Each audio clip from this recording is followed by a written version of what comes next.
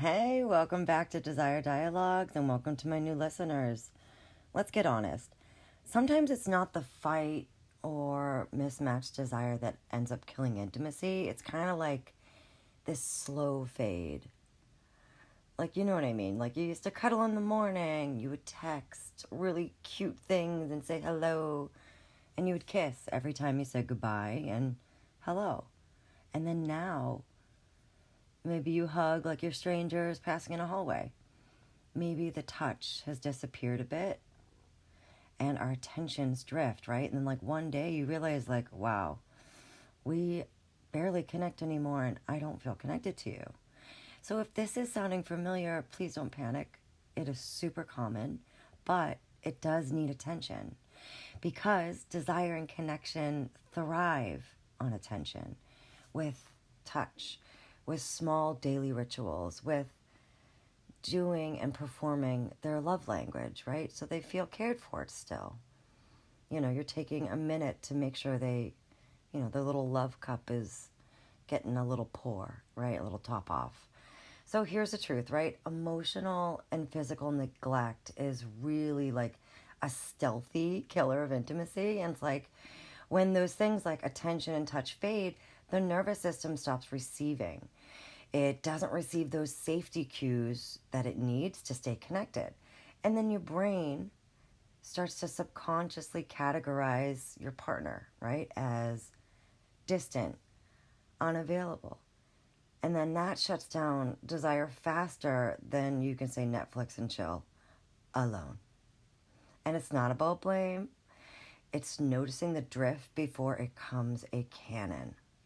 So those small attention pieces, those small moments of touch, appreciation, they're like little intimacy deposits in the emotional bank account of your partner or partners or yourself. And then when we stop making deposits, the account runs dry, it shits on negative.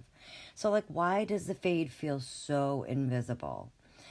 The brain adapts to absence, right? So humans are incredibly adaptable. Like, we have adapted over thousands of years, right?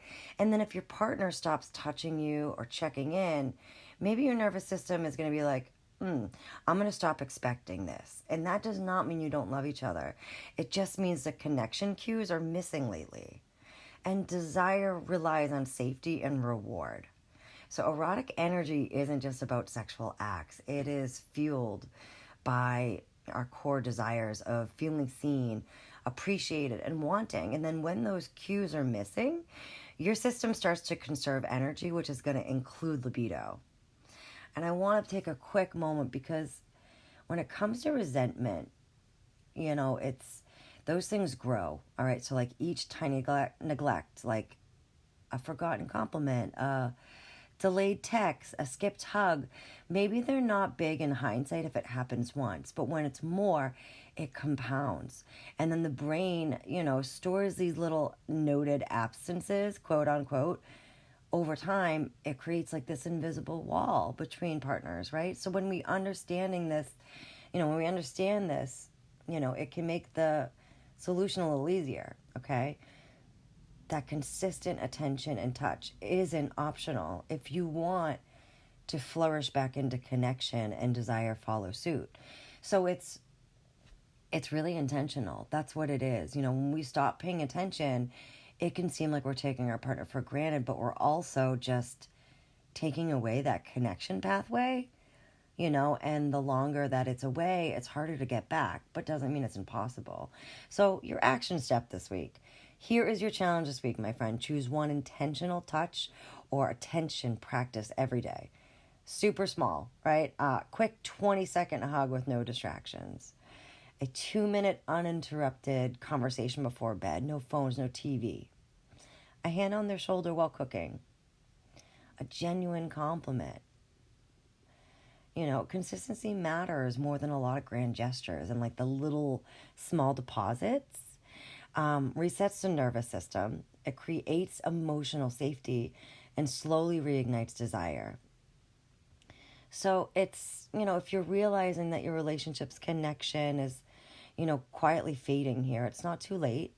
A lot of couples just need a few intentional rituals to bring the spark back, myself included. And inside the Pleasure Collective, I give you monthly guidance, exercises, and challenges to build erotic connection. Also in my email as well. So I got you. I'll do one a week. It's called the Coaching Corner. And you'll get reflection note, like you ask yourself a question, conversation starter, and just a little bit about what's going on, right? So if that sounds like your vibe, check the link in the show notes. It's under email. So easy. Click that link. It'll give you all of it. So here's the thing, too. If you feel like the fade has gone a little bit too far and you feel like you really just don't know what to do, or there is so much resentment piled on, one-on-one coaching is really a powerful way to reset that intimacy, find out where the barriers have been, and rebuild attention so you get that desire flowing again. And that's in the show notes, too. So just remember, desire doesn't happen by accident. It's nourished, it's maintained, and it's cultivated like a fucking garden.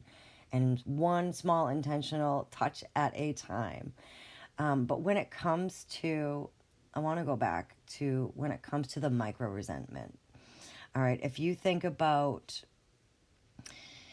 it could even be built up arguments, right? So maybe you resented that they didn't let you speak during that last conversation or disagreement, right? Maybe you're having a hard time with how to conversation and get to a conclusion in a safe way, right? Where you both heard. You don't have to agree, but the fact is there's ways to fight fair and fight healthy and protect both of yourselves. This is something I teach. It's a tool I teach. It's a whole timeout exercise, and really with frameworks on that. We have connection, we have disconnection, but very, very rarely do couples have a really good repair technique.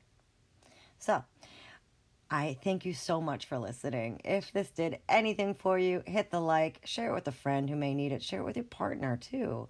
Ask them, be like, okay, how many do you want to do this week for intentional acts? Are you feeling this way too, right?